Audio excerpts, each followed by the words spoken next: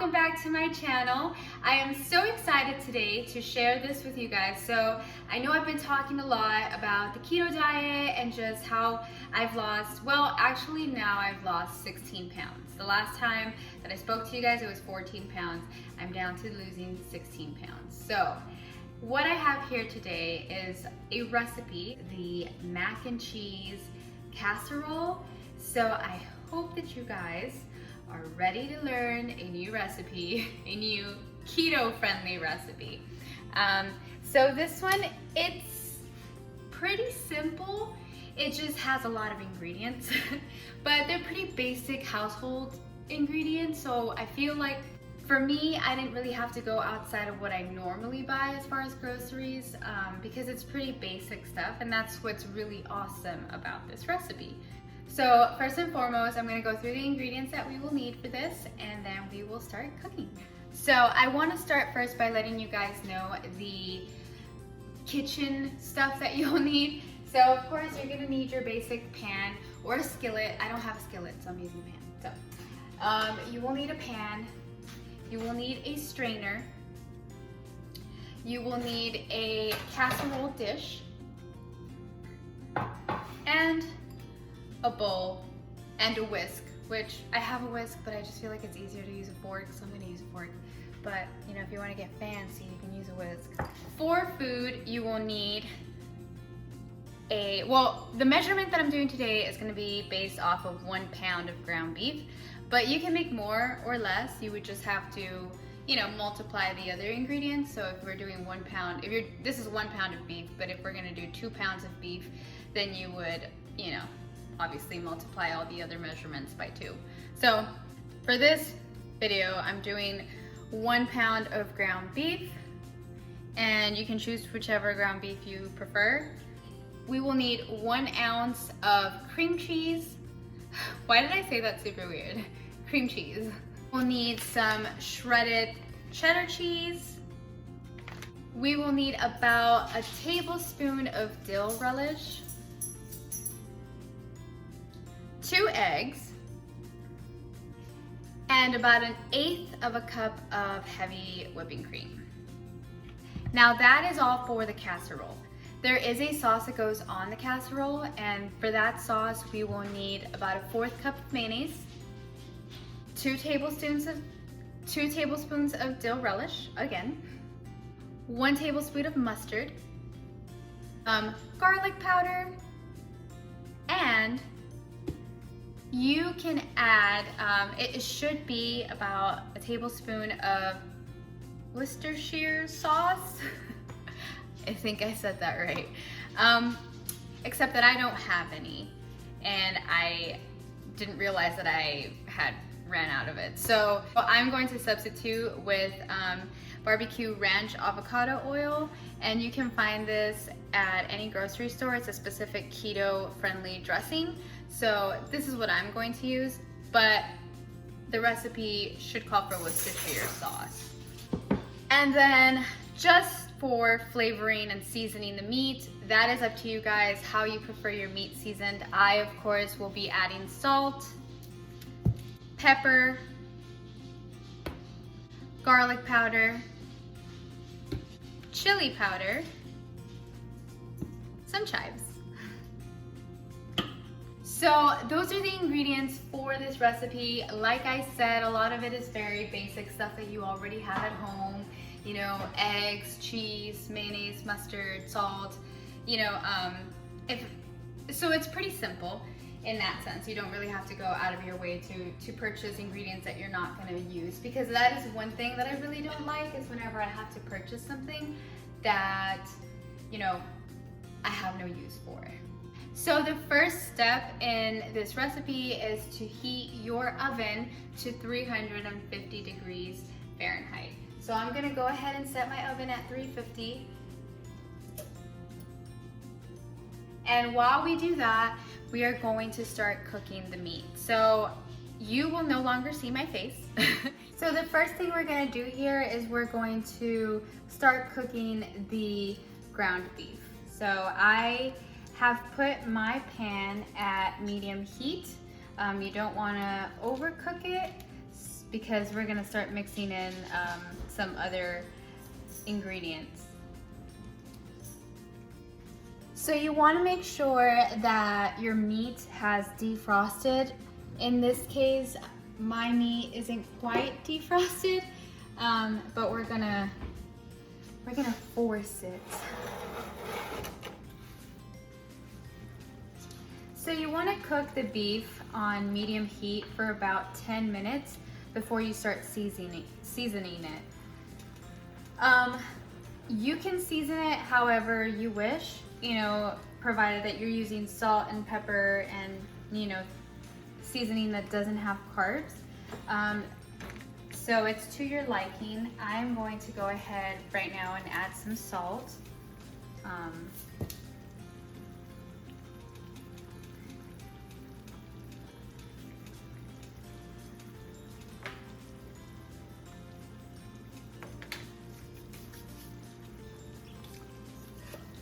I'm going to add some pepper.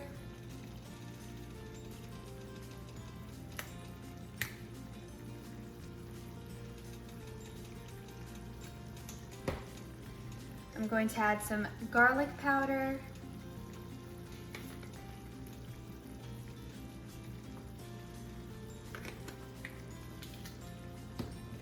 And I'm going to add some chili powder. And like I said, all of this is to your liking, however you prefer to season your ground beef is up to you. But these are the ingredients that I use. And once you season it, now it's already been cooking for about 10 minutes before you season it. After you season it, you will want to cook it for about 3 to 7 more minutes, depending on how cooked it is at this point. So I'm going to continue to cook this until I no longer see any red meat. And then we will move on to the next step. The next step that we are going to be doing is straining the ground beef to make sure that we are getting rid of all of the fat. So we want to make sure that we are straining this, and I probably need a bigger strainer. Or maybe I just needed a smaller pan. But you want to just make sure that you're straining that of all the fat. And once you get rid of all the fat, you're just gonna put it right back on the pan on low heat.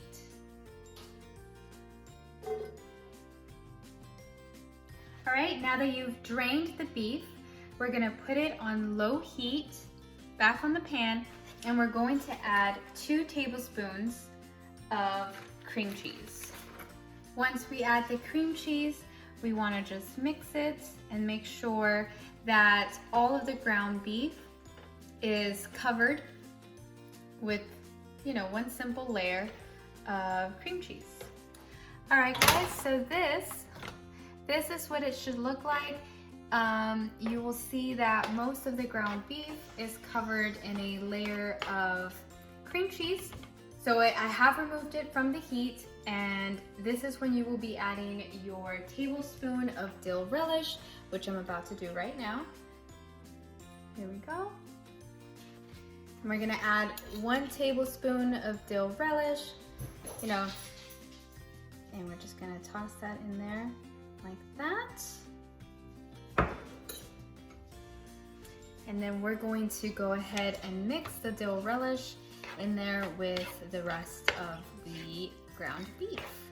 After you get this all mixed up, you are going to go ahead and put it in your baking dish. Now, typically your baking dish should be a little smaller. I mean, it depends on the size that you're making. This is the only baking dish I have. I just went ahead and sprayed this with some butter, just to make sure it doesn't stick. It shouldn't, but you know, you can never be too careful. So I'm just going to go ahead and put all this in this baking dish.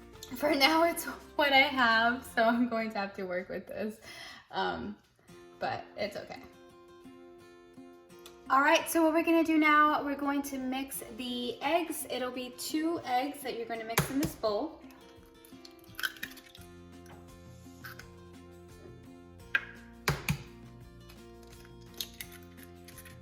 right, it's gonna be 2 eggs.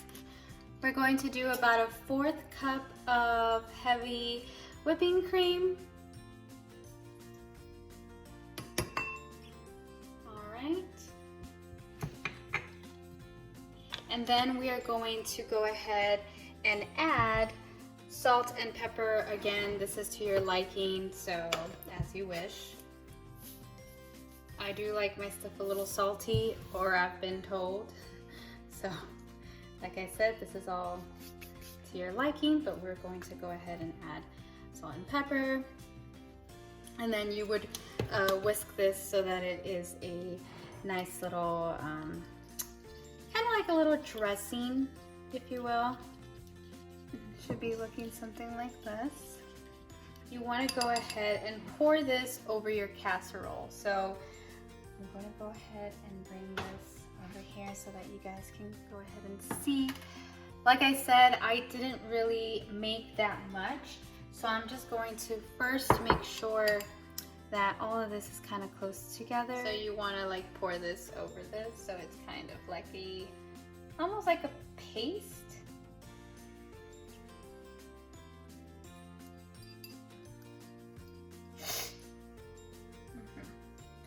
You want it to be like a paste, so I'm just gonna go ahead and, this is a little bit of the egg. Go ahead and move it over here. That should be fine.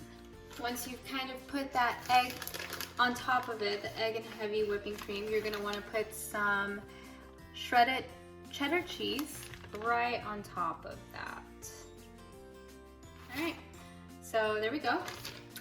Once this is done, and like I said, typically you would have, you know, the entire pan full, but I failed. Once we're done here, we're gonna go ahead and put this in the oven at 350, which is where it was right now, preheating. We're gonna put it in the oven for 30 minutes. All right guys, so last but not least, while we're cooking the ground beef casserole in the oven, we're going to make a little mixture here, and this is just like a sauce that's gonna be drizzled over the mac and cheese casserole. So this sauce consists of a 1/4 cup of mayonnaise, 2 tablespoons of dill relish, 1 tablespoon of mustard,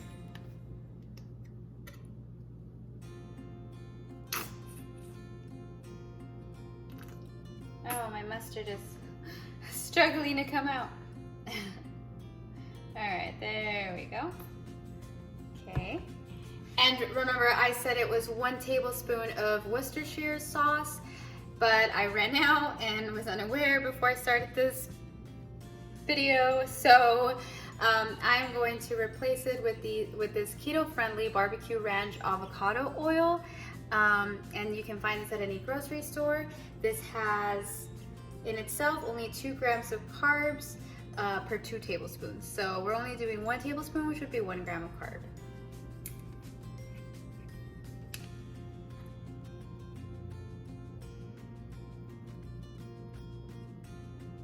Okay.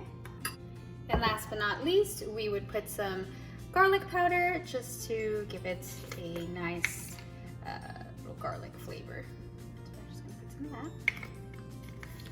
And we are going to mix all of this together and make a nice little drizzle sauce for the casserole that we will be putting over the casserole once the casserole is out from the oven.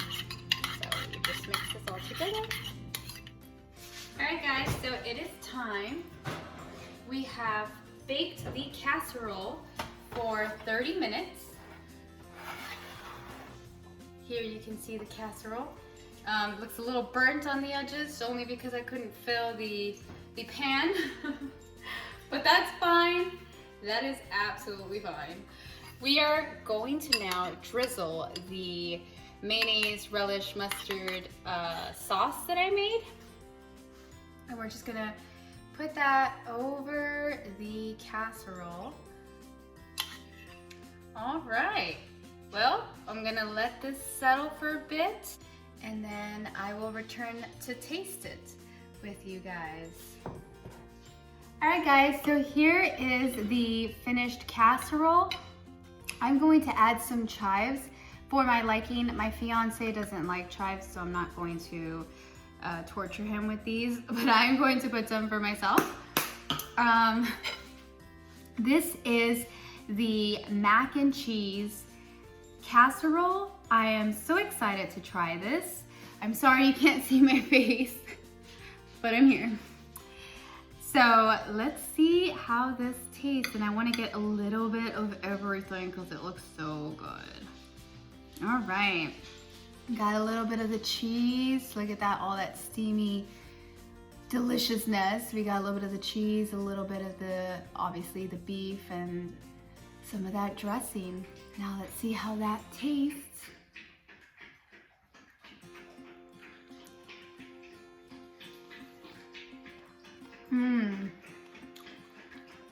Oh wow. That is so good. So,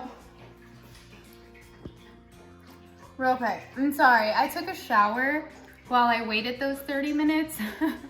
So I don't have any makeup on and my hair is wet, but disregard that. I wasn't planning on putting my face on the rest of this video, but I will tell you something, it is delicious, but it literally, like, this is so weird because it literally tastes like a Big Mac. From McDonald's, it totally tastes like a Big Mac. And it's so weird. That was like the first thing that came to mind. I was like, I am eating a Big Mac. It is absolutely delicious.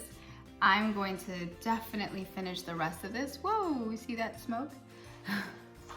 Definitely gonna finish the rest of this. It is absolutely cheesy deliciousness. Love it.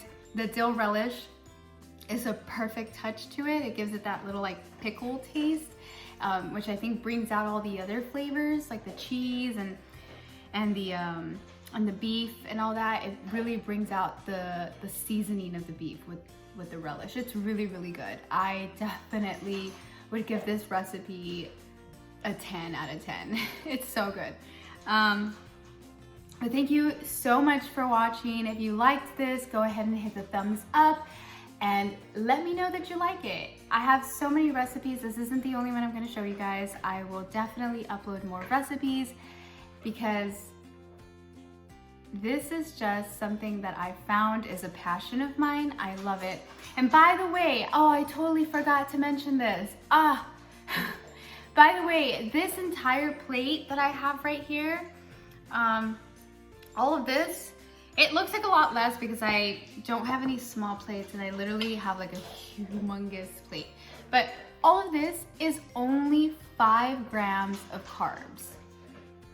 Yes, it's only 5 grams of carbs. So if you're doing, you know, like I'm doing 20 grams of carbs per day, this is awesome. This is my entire dinner for only 5 grams. It's really good. So yes, I can't believe I almost forgot to tell you guys that this is only 5 grams carbs. That's the whole point, right? It's a keto recipe. Thank you so much for watching, and don't forget to hit the thumbs up. Let me know that you liked this video, and let me know down in the comments below if you'd like to see more recipes or more information. Don't hesitate to ask. I will see you guys next time, and also don't forget to hit that subscribe button and the little bell notification so you can get notified every time I upload a new video. Thank you so much for watching, and I hope you guys have a wonderful rest of the day. Bye!